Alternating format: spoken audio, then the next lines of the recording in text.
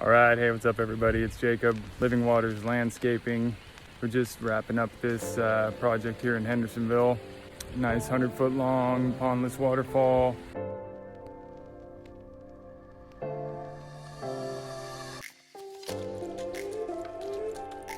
A little 3-boulder fountain, some stonework, a really nice dry laid flagstone patio.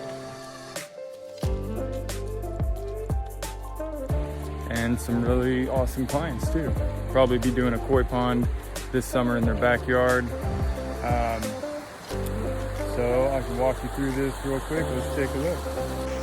Some of you might already seen this project, but this one, we got the mulch finished and just wanted to get some finished videos. Some trees in, still got some more planting to do up here. But anyways, we got our pond spacing down here. Nice slab steps going up to the patio area.